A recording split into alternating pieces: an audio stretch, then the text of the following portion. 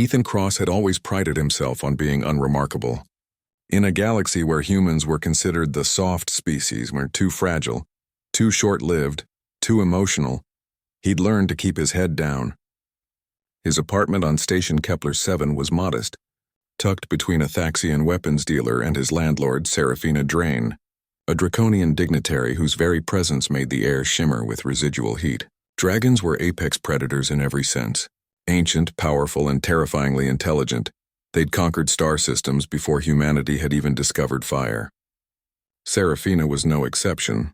7 feet of scaled elegance with eyes like molten gold and wings that could fold into near invisibility.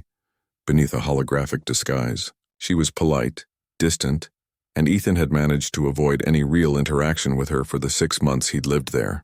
Until today, Ethan was in his workshop, a glorified corner of his living room, surrounded by scraps of metal, wiring, and half-assembled machinery. His hands moved with practiced precision, soldering a circuit board for what would become a gravity stabilizer. It wasn't anything fancy by galactic standards, but it was his. Humanity's gift wasn't strength or longevity. It was adaptation, innovation, the ability to look at a problem and MacGyver a solution out of duct tape and sheer stubbornness. He was so focused on his work that he didn't hear the door chime, didn't notice the faint hiss of hydraulics as it slid open, didn't sense the massive ancient predator stepping into his space until, "What are you doing?" Ethan yelped, jerked upward, and knocked over a container of micro screws that scattered across the floor like metallic rain. His soldering iron clattered onto the workbench, still glowing red-hot. He spun around, hard hammering, to find Serafina Drain standing in his doorway. She wasn't in her usual holographic disguise. Her scales caught the light, iridescent blues and silvers that seemed to shift with every breath. Her wings were partially unfurled, a sign of surprise among draconians. And her eyes, those impossibly ancient eyes, were locked not on him but on the device in front of him. Ethan stammered, his brain struggling to catch up. The door was locked. "How did you left it open," she said absently, taking a step closer. Her tail swished behind her, betraying her agitation. "What is that?" Ethan followed her gaze to his workbench.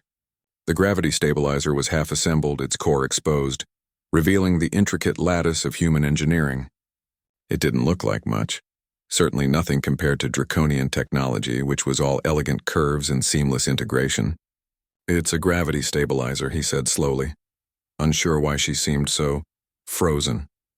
"For personal use. The station's artificial gravity has been glitching in this sector, so You built that?" Her voice was barely above a whisper. "Yeah?" Ethan frowned. "It's not finished yet, but the core algorithm should show me." It wasn't a request. Serafina moved forward with the fluid grace of an apex predator. But there was something else in her posture now, something almost reverent. She stopped at the edge of his workbench, careful not to knock anything over despite her size.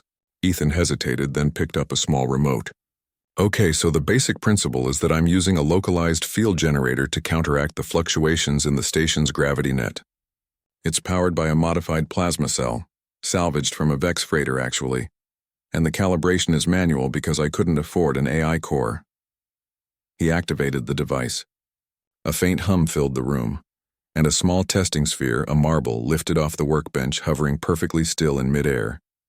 Serafina's breath caught, her wings spread wider, an unconscious display of shock. You hand-calibrated a quantum stabilization field. Is that what it's called?" Ethan scratched his head. "I just followed the math. Quantum mechanics is the same everywhere, right?" "The math," she repeated, her voice hollow. She reached out, her clawed hand stopping just short of the hovering marble. "Do you have any idea what you've done?" Ethan's stomach dropped. Had he broken some kind of law? Used banned technology? "Look, if this is illegal, I can dismantle—" "Illegal?" Serafina laughed, a sound like distant thunder. "Ethan Cross, this design is elegant, efficient. No draconian engineer would have thought to salvage a Vex plasma cell for this purpose. We would have insisted on manufacturing a new one, waiting cycles for approval, spending resources we didn't need to spend." She turned to face him fully, and for the first time since he'd met her, she looked at him like he was something other than a curiosity. "You did this with scraps, in your living room, without an AI assistant?" "Well, yeah," Ethan said, feeling heat creep up his neck. "That's kind of what humans do. We improvise. Serafina was quiet for a long moment, her golden eyes studying him with an intensity that made him want to squirm. Then she did something that nearly stopped his heart. She smiled. Not the polite, distant smile she'd given him in the hallways. A real smile, sharp-toothed and genuine. "I have underestimated your species," she said softly. "We all have." "We're not that impressive," Ethan muttered, turning back to his workbench to hide his embarrassment. "We're just persistent." "No," Serafina's voice was firm. She stepped closer, close enough that he could feel the heat radiating from her scales. "You are terrifying." Ethan blinked. "Excuse me?" "My people have had 1,000,000 years to perfect our technology," she continued, her tone almost awed. "We've built empires, conquered galaxies, and yet we've grown complacent. We rely on what has always worked. But your species, you've been spacefaring for less than 2 centuries and you're already finding solutions we never considered. You don't have our strength, our lifespan, our resources, so you adapt. You innovate. You turn limitations into advantages." She picked up a piece of scrap metal from his workbench, turning it over in her claws. "When I first heard that humans had been admitted to the Galactic Council, I thought it was a joke. A pity vote for a species that would be extinct within a few generations. But now," she set the metal down carefully, "now I think the rest of the galaxy should be very, very careful." Ethan didn't know what to say to that. He'd spent his whole life being told that humans were the underdogs, the newcomers, the ones who had to prove themselves. And here was Serafina Drain, a draconian dignitary, looking at him like he was something dangerous. "I'm just a guy fixing gravity glitches," he said weakly. Serafina's smile widened. "Yes, and that's exactly what makes you terrifying." She turned to leave, her wings folding back into their resting position. But at the doorway she paused and glanced back. "Ethan Cross, I would very much like to see what else you build. Perhaps over tea?"